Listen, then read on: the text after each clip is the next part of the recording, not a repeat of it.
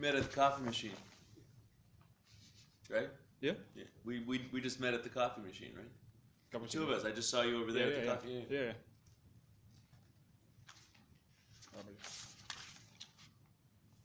Okay, first question: how does it feel like to be here after like I don't know, maybe like 19 years you've been? Yeah. 20 years. I mean, it feels pretty amazing, especially since I remember since Twitter started, I've been asked questions about it on every record cycle that I've put out. So when I found out I was coming here, it was incredible. I mean, I wanted to do it so bad that I was okay with doing it the night I landed after an 18-hour flight. So I feel like I really wanted to be here, very badly. When you play here, did fans actually give response and what songs they wanted you to play, or you? Yeah, they responded. They responded. Oh, that's right. You weren't able to come to the show. They responded very loudly. I mean, the songs that you picked for the show. No, the set list. No, they were. What was incredible is to hear them sing along to not only the choruses of the new album, but the verses. Because besides, they were also loud as just like a excited crowd. They were singing along. It was really awesome. Okay, all right. I know your dad also a singer, songwriter. I was like to be grew up with environment with a dad as a songwriter. Yeah, I mean, I think. Does it affect you in a way like it must have affected. It's not when I fell in love with music. It was on my own. I don't know how to. You can't relive life with like a different dad, so you don't know. I would say the coolest thing about my parents in general was that they were cool parents, and so it allowed for a different growing up experience. But they were also very real with how life worked. So they gave me like this dreamlike world, but at the same time, I felt like I understood value and discipline, and so that's what they gave me more than him writing music. That's like what I remember being key to what's kept me going. Yeah. Is it hard for you to live in the shadow of your dad, since you also both share the same name, and then people are like, oh, this is the son of... I mean, sure. I mean, there must be aspects of, your junior... Did you expect them to be like your dad when they heard your songs? Did I? Did the listener, expect them maybe to be like your dad? The fans yesterday? No, I mean like some fans of your dad, maybe. Oh, I mean, I don't care. No. Yeah, I mean, Okay. I have no idea. Okay. What's the moment when you start to feel like you want to pick a guitar to play guitar and became a songwriter? I saw this Buddy Holly musical. And I was watching him because it was a musical, but it was like a drama. And then whenever he played music, it was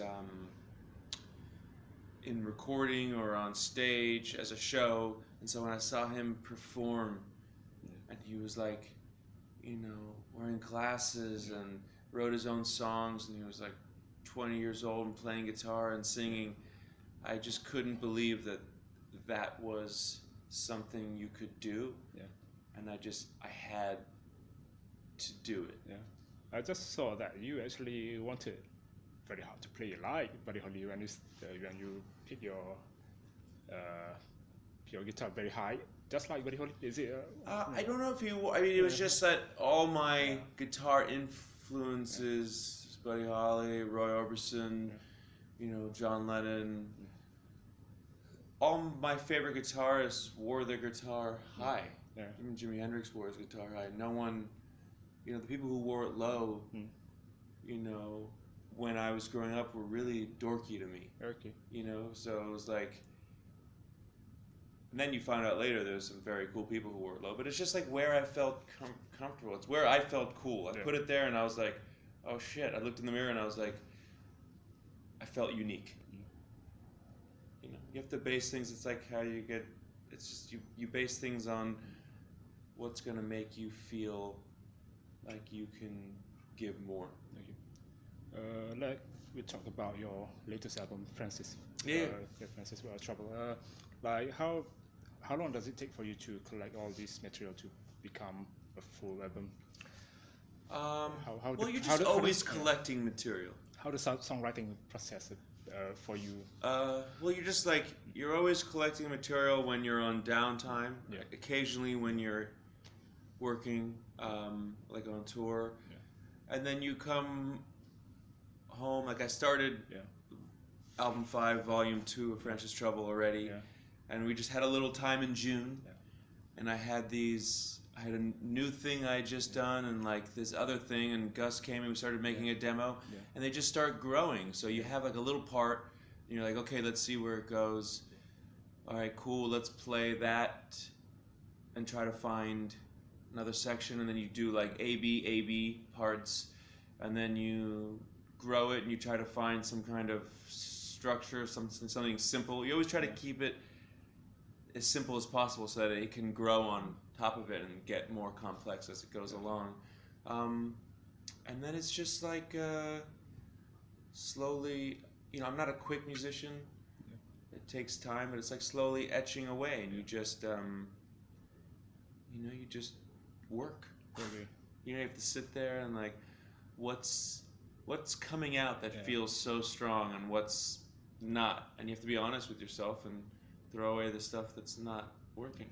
Since you work solo as a musician, how is like for you to work on your songs, like the bass part, like the drum parts, like because you're not a drummer and a bassist, so how do you think about all those parts? Well, you don't have to be a drummer or a bassist to know stuff you like. You know, I'm musical, so you give your direction to your musical friend to well, no, sometimes I've done it. Sometimes it's a part that you hear and you want to do. Sometimes it's the part that you've created through drum machines or playing. Sometimes it's sometimes it's a part that ends up the person playing hears the vibe. That's why we do these demos, is to create a vibe, and then the other musicians can be like, oh, I get what, you know, I hear what you're trying to do, and they'll play it. You know, it's a mixture of things. Okay. What's your current instrument that you're playing right now? My current instrument? I mean the brand. It's a Fender Stratocaster. Yeah, Stratocaster. What's about the guitar that you like? I don't know. I got it. It's a 1985 reissue of a '72 Stratocaster. This is Richie's guitar shop where I found it in New York. It's his apartment. I don't know. I bought it and it just became. It's like mythical how it just became part of me. And every time I went away from it, you know. You don't feel like you're right? Well, no. I would say it's not just. If it was just me, then I'd be more confused. But it was everyone around me. You know, it was just kind of like, it was always pointing back to it. So it was just kind of like, I don't know, it becomes part of you. Gus Oberg has been working with you for the last 3 albums. So he's been with me since he's with all of them. I met him in the middle of doing Yours to Keep. Well, what makes you feel like wanted to keep him as a producer for? Well, I mean, besides music, he's my best friend. But we keep pushing each other, you know. So that's really the only reason why you change from people, is that you might reach a point where you feel like you're not growing, or you know, you're putting this in and they're not putting what you want them to put in, but we still make each other better, and our relationship over time has only allowed us to be more honest. Yeah. And like, so that's exciting, and so I don't see a reason to not try to look for some new thing of that. That's so hard to find.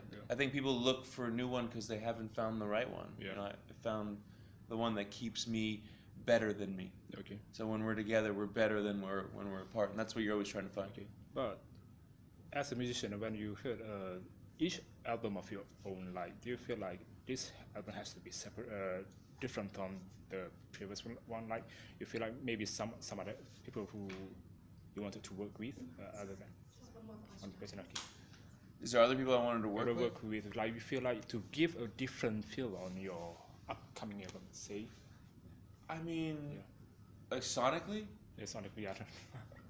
sound maybe. No, I don't feel like. I mean, no. Most what other people are doing, I don't like. Yeah. It just sounds like remixes of stuff and. Not remixes. You know, so no. What I'm saying is what it sounds like. You know, they're just using like they're trying to fit in with what's happening. Yeah. No, I worry about the song's structure and parts more than the sound. That's where I put my energy. Yeah. I care about the sound, but that will definitely come later. And I have someone who cares about it a lot. So it's like what I've learned is if I can find people who I trust and love and spread some things out, I'm better at that, and I'll write better songs. And so that'll make it better than anything. You know, some of my favorite songs recorded poorly, or the sound is like it's become more famous, but it's like they were just trying their best, but the song's so good. Yeah. Okay. Okay. My last question: how is it like to be a music fans in the digital era? Like we used to go to record store to buy a band, but nowadays now we just go plug on your internet and find music. Like I don't know. Yeah. I'm not. You'd have to ask. I feel like you have to ask someone who is. Are you still listening to new music nowadays, or you just focusing on your own stuff? I mean, I listen to new music for sure. Yeah. What's your current favorite artist? My current favorite song is Minutemen, West Germany. West Germany. Okay. Yeah. What's like the song that you like? West Germany. It's called West Germany. West Germany. Yeah. What's like the band that piqued your interest? Minutemen. Yeah, Minutemen. Yeah. The song West Germany. Yeah, West Germany. Okay. That's the one that I've been hearing on repeat. Yeah. Okay. I mean, what is like about the song that? Oh, what is about the song? Yeah. I don't know. Well, actually, I do know. Sometimes the business of music can, in the reality, can suck a little of your soul away. Yeah. Of what you've built from your love of music, and that song helps bring it back. Okay. I think it's very clear about it. Yeah. Okay. Thank you. Can I have a picture with you? Yes, sure.